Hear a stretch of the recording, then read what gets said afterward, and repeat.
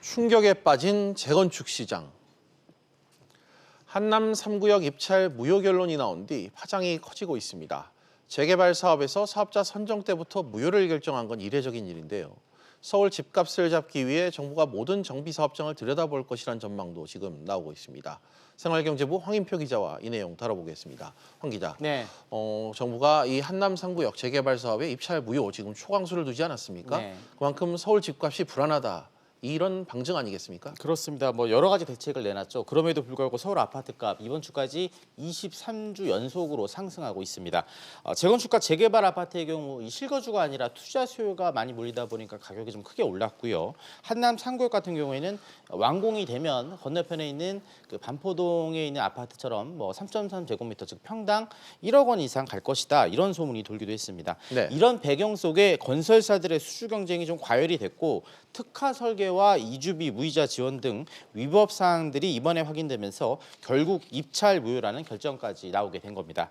재건축 초과이익 환수제와 지금 분양가 상한제 등 이 과도한 개발 이익을 옥죄는 제도들이 있는데 여기에 더해서 이 과열 조짐을 보이는 사업장의 불법 사항도 세밀하게 앞으로 정부가 들여다볼 것으로 예상이 되고 있습니다. 예. 앞서 문재인 대통령도 지난주 국민과의 대화에서 이 부동산 가격을 잡지 못하면 보다 강력한 여러 방안을 계속 강구해서라도 반드시 잡겠다고 말한 바 있습니다.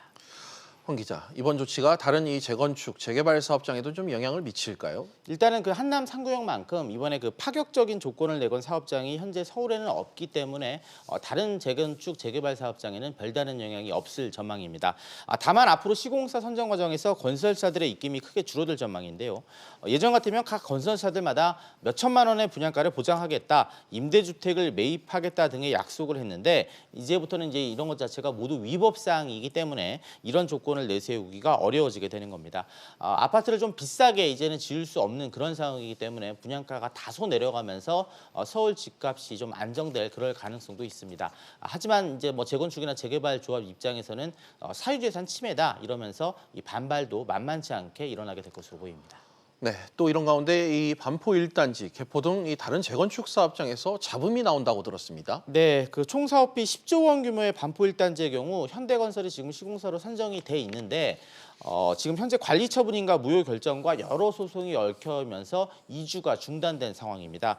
이 단지 조합원들이 현대건설이 이런 상황을 방치한 채 한남 3구역만 신경 쓰고 있다면서 집회를 여는 등 반발하고 있는 것으로 또 알려졌고요. 또 분양가 상한제 적용을 피하지 못할 것으로 예상되는 개포 1단지, 이 4단지에선 조합장 사퇴를 요구하는 목소리가 커지고 있습니다.